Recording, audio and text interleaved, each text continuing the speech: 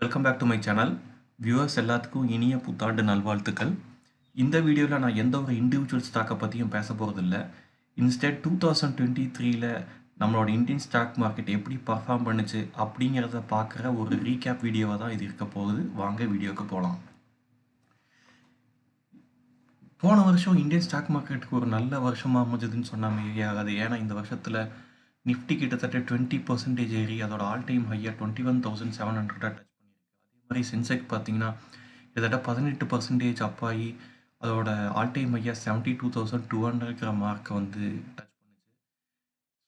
இது போன வருஷத்தில் நிஃப்டி ஸ்மால் கேப் இண்டிசஸ் பார்த்தீங்கன்னா கிட்டத்தட்ட ஒரு 54% வந்து அப் ஆயிருக்கு. அதே மாதிரி நிஃப்டி மிட் கேப் 100 பார்த்தீங்கன்னா கிட்டத்தட்ட 44% அப் ஆயிருக்கு. அது மட்டும் இல்லை, இந்தியாவோட மார்க்கெட் கேபிட்டலைசேஷன் பார்த்தீங்கன்னா கிட்டத்தட்ட $4 ட்ரில்லியன் கிராஸ் பண்ணியிருக்கு. ஸோ இப்போ நம்ம வந்து 4th லார்ஜஸ்ட் மார்க்கெட் கேபிட்டலைசேஷன்னா ஆகிட்டோம் இப்போது. So we are just behind Japan 5.6 trillion, China 8.6 trillion, அப்புறம் யூஎஸ் 45.6 ட்ரில்லியன். போன வருஷத்தில் பார்த்தீங்கன்னா மார்க்கெட் ரிலேட்டடான செபி பல சேஞ்சஸை இண்டு வந்தாங்க. அதில் என்னென்னங்கிறத பார்த்துருவோம். ட்ரேட் செட்டில்மெண்ட் டேட் பார்த்தீங்கன்னா T+2லேருந்து T+1 மாற்றினாங்க. அதே மாதிரி ஐபிஓ லிஸ்டிங் டைம் பார்த்தீங்கன்னா இப்போது ஐபிஓ க்ளோஸ் ஆனதுலேருந்து லிஸ்ட் ஆகிறதுக்கு முதல்ல T+6 டேஸாக இருந்தது. இப்போ பார்த்தீங்கன்னா T+3 டேஸ்னு பண்ணிட்டாங்க. அதாவது இப்போ ஐபிஓக்கு இன்றைக்கி தான் கடைசி நாள் அப்ளை பண்ணுறது அப்படின்னா அடுத்த நாளே வந்துட்டு அதுக்கு உண்டான அலாட்மெண்ட்டை முடிச்சுறாங்க. அதுக்கு அடுத்த நாள் வந்துட்டு ரீஃபண்ட் அப்புறம் டிமேட் கிரெடிட் பண்ணிடுறாங்க. 3rd டேயில் வந்து லிஸ்டிங்கும் பண்ணிடுறாங்க.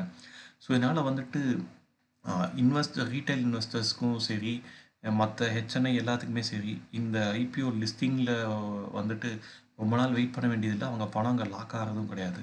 ஸோ இது ஒரு நல்ல விஷயமா நான் பார்க்குறேன். அதே மாதிரி பேங்க் நிஃப்டியோட வீக்லி எஃப்என்டோ கான்ட்ராக்ட் எக்ஸ்பைரி வந்து முதல்ல தேர்ஸ்டேவாக வந்து இப்போ வந்து வெட்னஸ்டேவாக மாற்றினாங்க. ஆர்பிஐ பார்த்தீங்கன்னா 25 basis point interest rate basis point repo rate increase பண்ணி இன்ட்ரெஸ்ட் ரேட்டை 6.5% வச்சுருக்காங்க.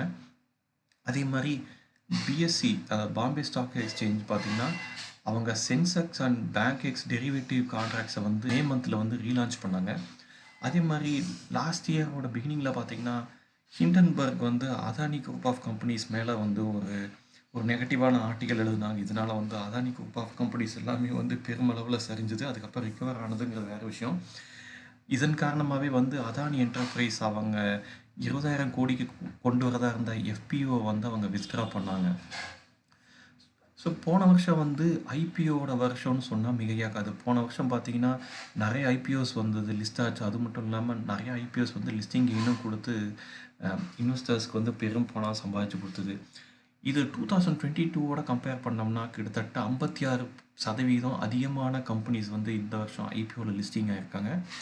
ஸோ எஃப்ஐஐஸ் போன வருஷம் $23 பில்லியன் வந்து இந்தியாவில் வந்து இன்வெஸ்ட் பண்ணியிருக்காங்க. அதே மாதிரி டிஐஐஸ் பார்த்தீங்கன்னா $12 பில்லியன் வந்து இந்தியன் ஸ்டாக் மார்க்கெட்டில் இன்வெஸ்ட் பண்ணியிருக்காங்க. அது மட்டும் இல்லை, நம்மளோட நேஷ்னல் ஸ்டாக் எக்ஸ்சேஞ்ச் பார்த்தீங்கன்னா இன்றைக்கி 3rd லார்ஜஸ்ட் ஸ்டாக் எக்ஸ்சேஞ்ச் இந்த வேர்ல்டாக மாறிச்சு. அதாவது in terms of number of contracts and number of trade happening in throughout the year, அந்த பேசிஸில் வந்து இவங்க 3rd லார்ஜஸ்ட்னு சொல்லி அனௌன்ஸ் பண்ணியிருக்காங்க. ஸோ இது ஒரு நல்ல விஷயமா பார்க்குறேன். அது மட்டும் இல்லை, போன வருஷம் நடந்த பெரிய கார்பரேட் ஆக்ஷன் எதுன்னு பார்த்தீங்கன்னா HDFC and HDFC bank merger.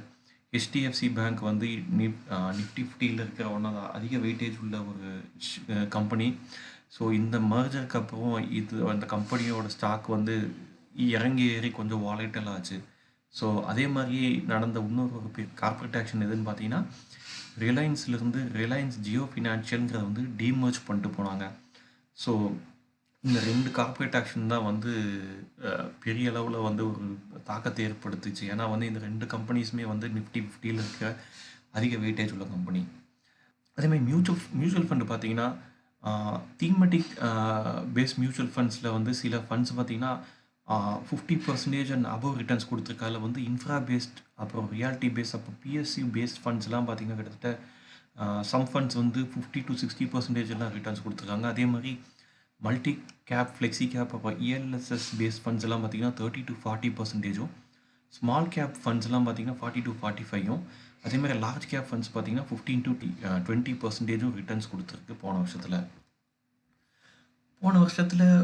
Through out the இயரில் வந்துட்டு நிஃப்டியில் டாப் 5 கெய்னர்ஸ் யாருன்னு பார்த்தீங்கன்னா டாடா மோட்டார்ஸ் கிட்டத்தட்ட 102% வந்து அப்பா இருக்கு.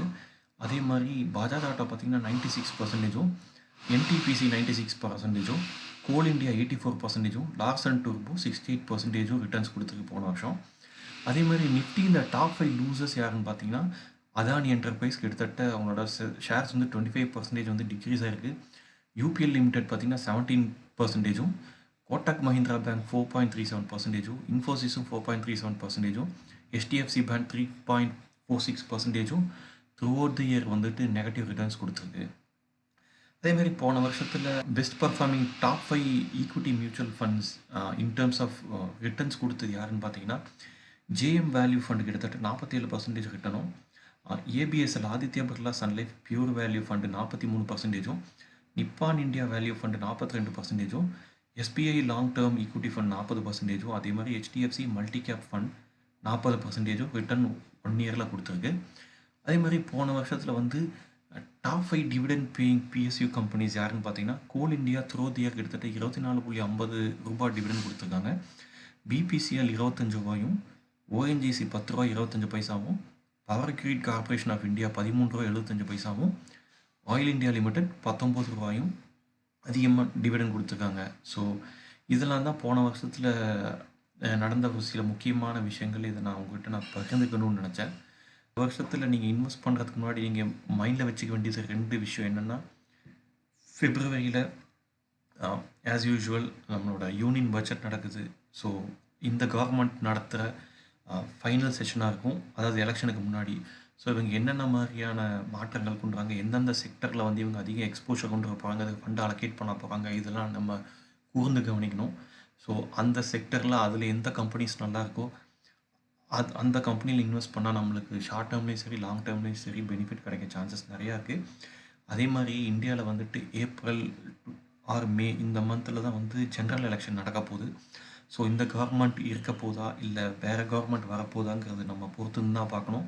ஸோ அந்த டைமில் வந்து மார்க்கெட் வந்து வாலட்டைலாக இருக்கும். ஸோ அதனால் கவனமாக ப்ளே பண்ணுங்கள். போன வருஷம் மாதிரி இந்த வருஷமும் வந்துட்டு நம்மளுக்கு ரீட்டைல் இன்வெஸ்டர்ஸ்க்கு இந்த ஸ்டாக் மார்க்கெட் நிறையா பணம் சம்பாதிச்சு கொடுக்கணும் அப்படின்னு சொல்லி இந்த வீடியோவை நான் எண்ட் பண்ணிக்கிறேன். இந்த வீடியோ பற்றி உங்களுடைய கருத்துக்களை கமெண்ட் செக்ஷனில் மறக்காமல் சொல்லுங்கள். மீண்டும் வேற ஒரு வீடியோவில் சந்திக்கலாம். அது வரைக்கும் பாய் பாய்.